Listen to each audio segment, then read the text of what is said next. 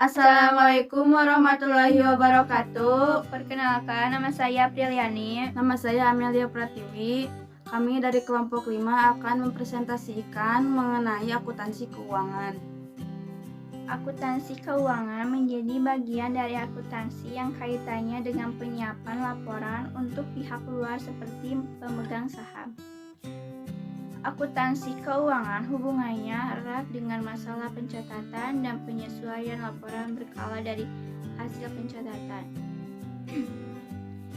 Prinsip utama yang digunakan adalah persamaan akuntansi, aset sama dengan liabilitas ditambah ekuitas. Akuntansi juga mempunyai fungsi utama, yaitu memberikan informasi terkait dengan kondisi keuangan suatu perusahaan. Kondisi keuangan dapat dilihat melalui laporan keuangan yang dibuat sehingga akan memunculkan setiap perubahan dari setiap transaksi yang terjadi dalam perusahaan tersebut. Dengan demikian, informasi keuangan suatu perusahaan akan sangat berguna sebagai pengambilan keputusan pihak manajemen yang dapat mempengaruhi keadaan perusahaan ke depannya.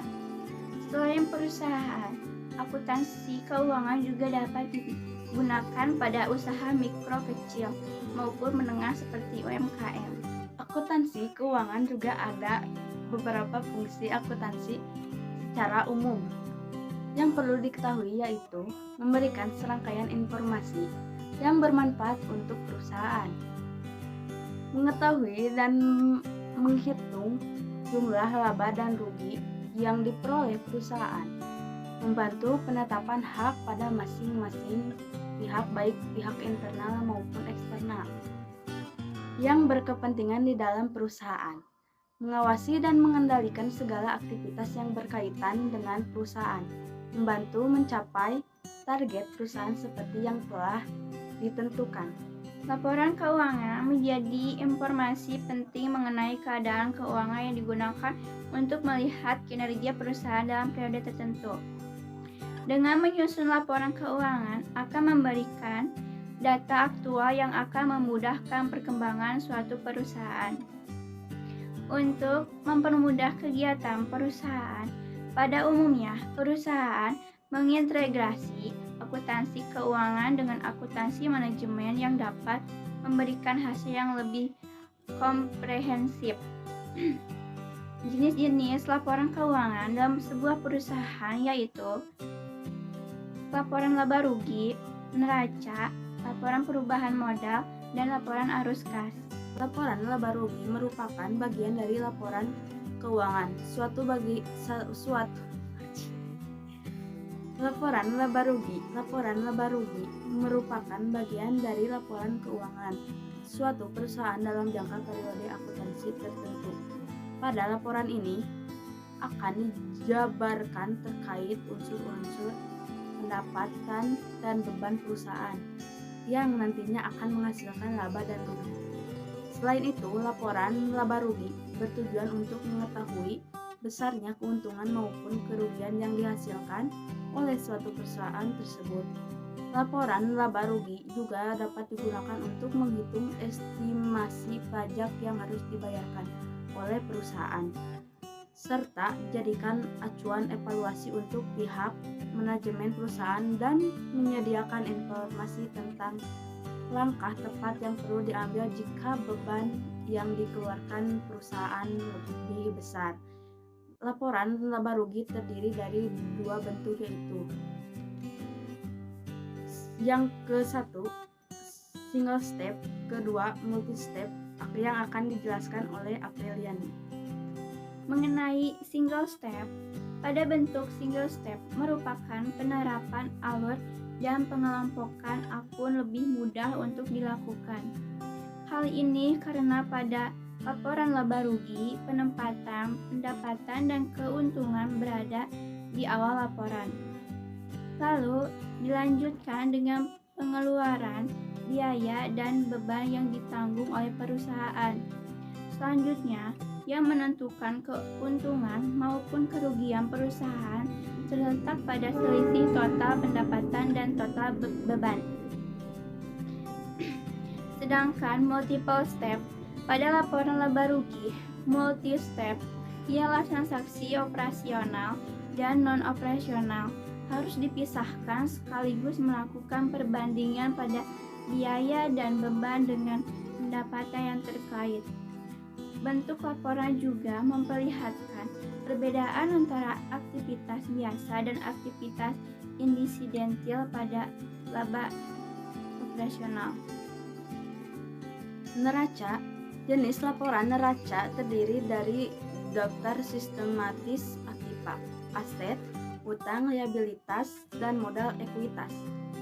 Dalam periode waktu tertentu, neraca biasanya terdiri dari dua bentuk, yaitu bentuk kontrol horizontal dan stable atau vertikal.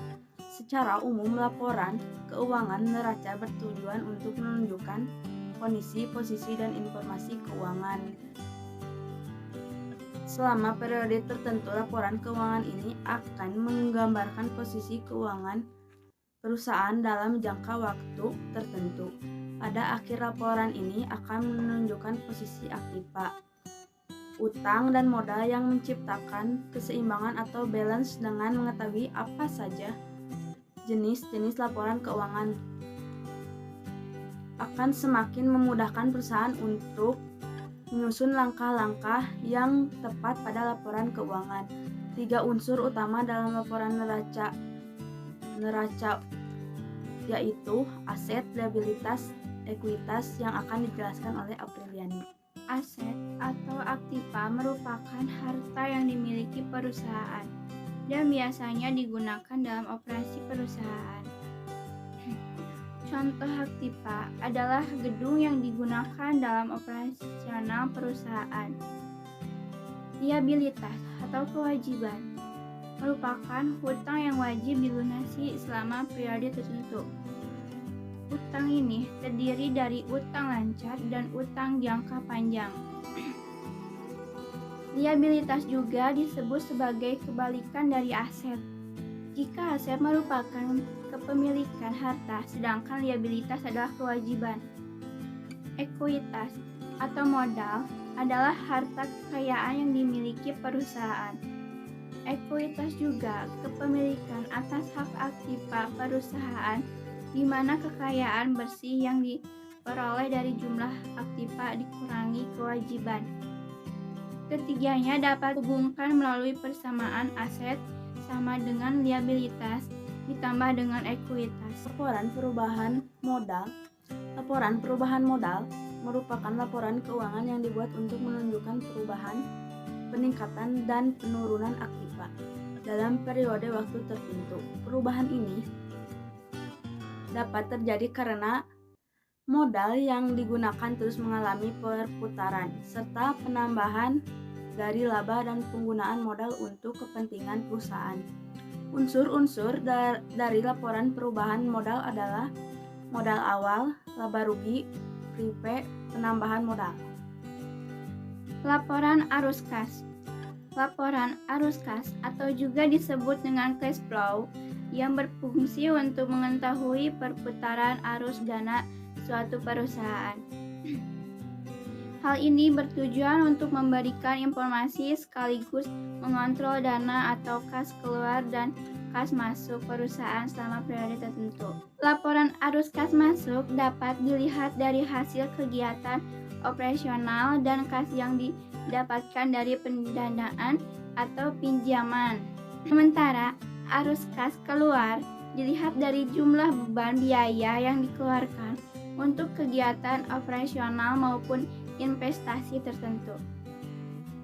Sekian presentasi dari kami. Jika ada perkataan yang salah atau kurang menjelaskan, mohon maaf yang sebesar-besarnya. Semoga apa yang disampaikan bisa berguna untuk teman-teman semua. Terima kasih. Wassalamualaikum warahmatullahi wabarakatuh.